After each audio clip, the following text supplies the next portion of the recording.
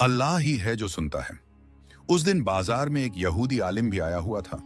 उसका नाम लोगों में मशहूर था कि वो तौरात और पुरानी किताबों का बड़ा जानकार है। वो दूर से ये नज़ारे देख रहा था। उसने देखा कि जब सब बच्चे शोर कर रहे हैं तो ये एक बच्चा अलग क्यों खड़ा है। वो हैरत से भर गया। उसने कहा, यह बच्चा बाकी सब बच्चों से क्यों जुदा है? ये बुतों को क्यों नहीं देखता? इसकी आंखें हमेशा आसमान की तरफ क्यों उठी रहती हैं? धीरे धीरे वो करीब आया और आपकी पीठ की तरफ निगाह डाली। उसके चेहरे का रंग उड़ गया। वहां आपके दोनों कंधों के बीच मोहर नबूवत साफ दिखाई दी। उसके होंठ कांपे और उसने बड़बड़ाते हुए कहा, यही आखिरी नबी है। ये वो ही है जिसकी निशानियां हमारी किताबों में लिखी हैं, वहीं जिसका सदियों से इंतजार था। मगर उसी वक्त उसका दिल जलन से भर गया और सोचने लगा, ये अरबों में नबूवत तो हमारी कौम को मिलनी चाहिए थी, ये अरबों का बच्चा कैसे?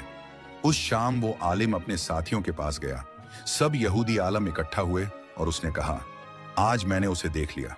वो बच्चा जिसकी पीठ पर मुहर नबूवत मौजूद है, और उसके हालात देखो, वो बूतों को नहीं मानता।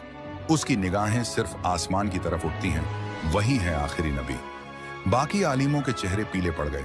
एक ने कहा, अगर ये सच है तो उसने सामने खुली तौरात की एक इबारत पढ़ी। यहाँ आखिरी नबी की निशानी के तौर पर यह बताया गया है, और मैं उनके भाइयों में से तुम्हारे जैसा एक नबी खड़ा करूंगा। दूसरा बोला, और इस इबारत में साफ है, तुम्हारे भाई से मुराद बनी इजराइल के भाई, यानी बनी इजराइल तो अरब ही हैं, क्योंकि हजरत इस्माइल और हजरत इसहाक दोनों हजरत इब्राहिम के बेटे थे। इसीलिए यह इशारा साफ तौर पर अरब और कुरैश की तरफ ही है।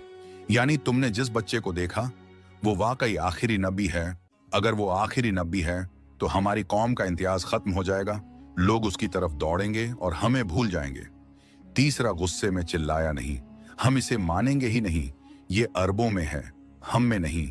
हम इसकी बात कैसे मान सकते हैं? उनकी आवाजों में हसद, डर और जलन की मिलावट थी।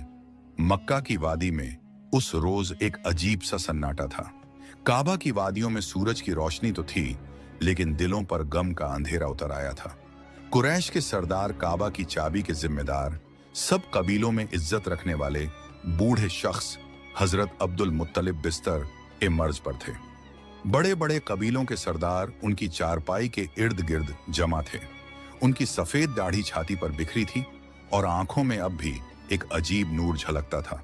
मगर इस नूर के सामने सबके दिल कांप रहे थे कि अब उनका साया उठने वाला है। उनकी नजरों में बार बार एक छोटा सा बच्चा आ रहा था, वो बच्चा जो उनके दिल का सुकून और चैन था। बने रहे।